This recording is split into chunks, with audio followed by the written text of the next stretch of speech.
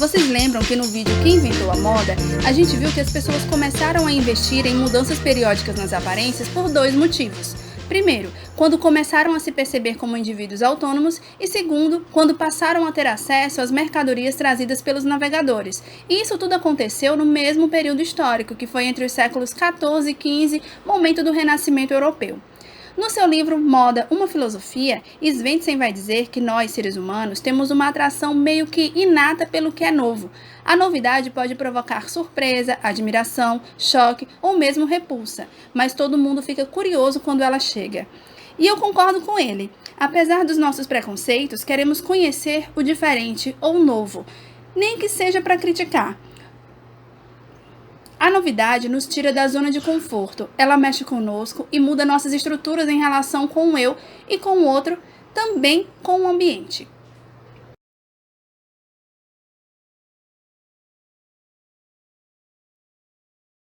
Para ilustrar a relação entre moda, informação e cultura, eu gosto muito de usar essas imagens. Qual seria a diferença básica entre essas duas imagens? A primeira revela apenas duas mulheres da mesma faixa etária que são apresentadas em versões diferentes a partir dos objetos que portam. Na outra imagem, nós temos uma escadinha de crianças indígenas de idades diferentes que também estão trazendo sobre os seus corpos uma série de objetos, e é importante notar que há uma variação de idades entre elas, diferente da imagem das mulheres que têm a mesma idade. E aí, que leitura nós podemos fazer diante desses dois contextos? Na imagem das mulheres, nós temos que, no mesmo espaço-tempo, elas têm acesso a vários objetos que permitem a sua modificação imagética corporal e que provocam leituras diferentes sobre elas mesmas. Outra coisa, nada me garante que essas mulheres irão continuar com a mesma aparência daqui a um mês ou um ano, ou mesmo na próxima semana.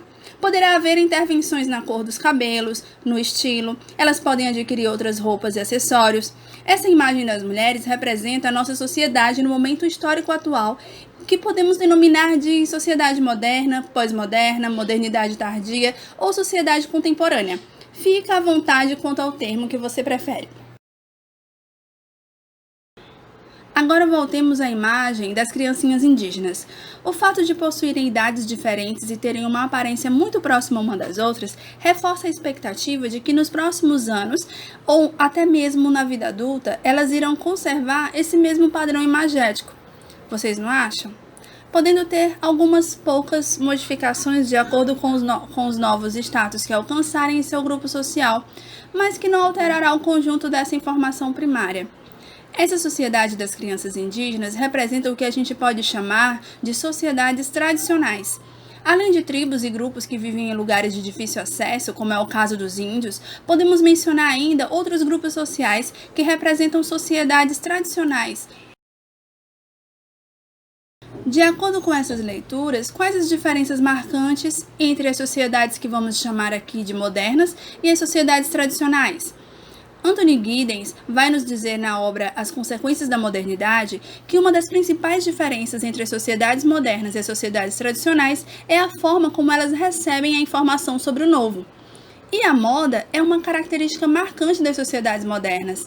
Ambas nascem juntas no processo histórico e não é à toa que as palavras moda e modernidade têm o mesmo radical.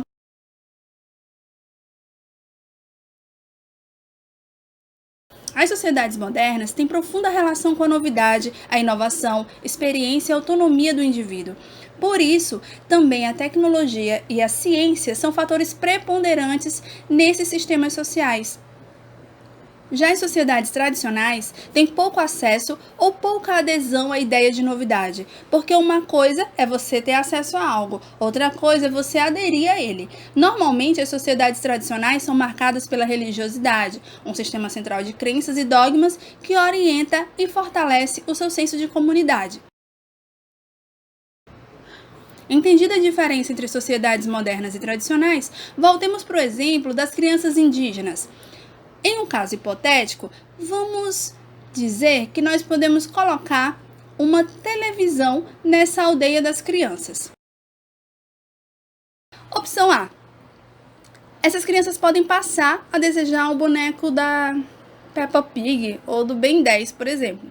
Opção B. Elas podem começar a se comparar com as crianças que aparecem na TV e ver que existem outras pessoas que não são aquelas que têm acesso à tribo, que não são só aquelas pessoas com quem elas têm acesso lá na tribo. Opção C. Elas podem desejar conhecer o mundo fora da tribo. Opção D. Elas podem começar a questionar as suas próprias crenças, valores, ou seja, a sua própria existência. E o que isso tem a ver com a moda?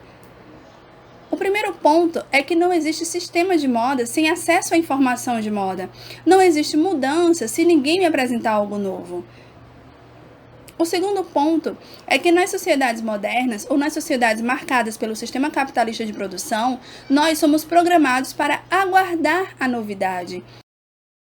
Aguardar as novidades é rotina na nossa sociedade e isso movimenta tudo, a economia, o comércio e cria a sensação de necessidade nas pessoas por aquilo que ainda nem chegou. Ansiedade pelo consumo de coisas e experiências. A partir disso, podemos compreender um pouco melhor porque a pandemia está colocando nossos sistemas econômicos, políticos e sociais a toda prova. Isso ocorre porque a pandemia eliminou as nossas expectativas cotidianas que vão desde o episódio novo da novela até o lançamento da próxima coleção da Chanel. A pandemia está provando que nós somos capazes de consumir menos objetos, menos lazer, menos experiências e que a indústria pode sim desacelerar.